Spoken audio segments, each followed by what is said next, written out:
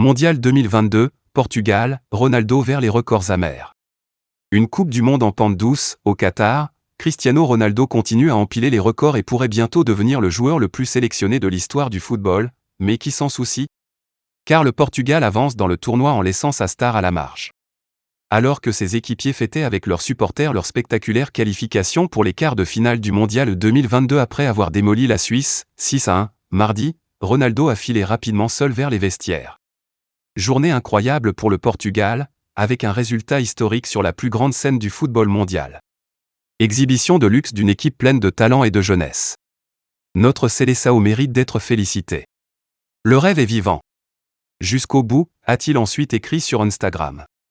Il n'y a pas de raison de douter de la sincérité de son message ni de sa joie, et certainement qu'un titre mondial après le sacre européen de 2016 viendrait donner la dernière touche de brillant à son incomparable palmarès.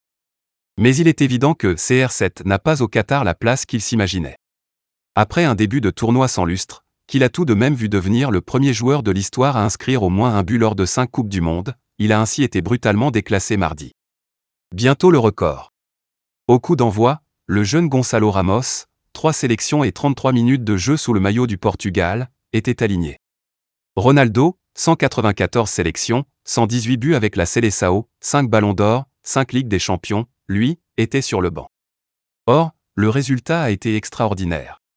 Sans Ronaldo et avec Ramos, le Portugal a joué son meilleur match depuis une éternité et le jeune avant-centre a été absolument éblouissant, avec un triplé et une passe décisive.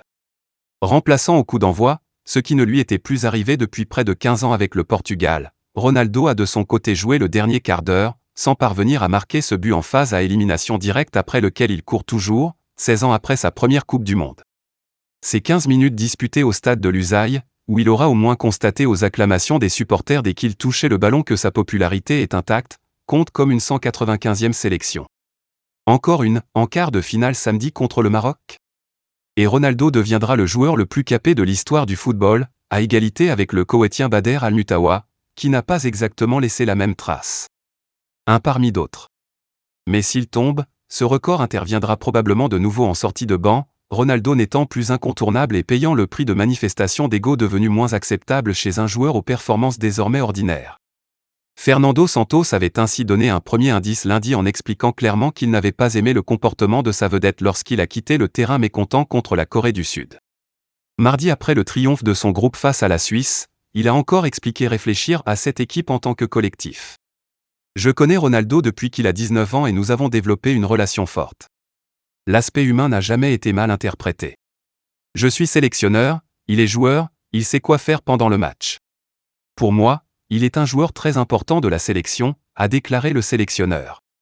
Un joueur très important, mais pour la première fois depuis plus de 10 ans, un parmi d'autres, comme l'a aussi résumé le défenseur central Pepe, buteur à près de 40 ans mardi et capitaine au coup d'envoi, avant de rendre le brassard à Ronaldo.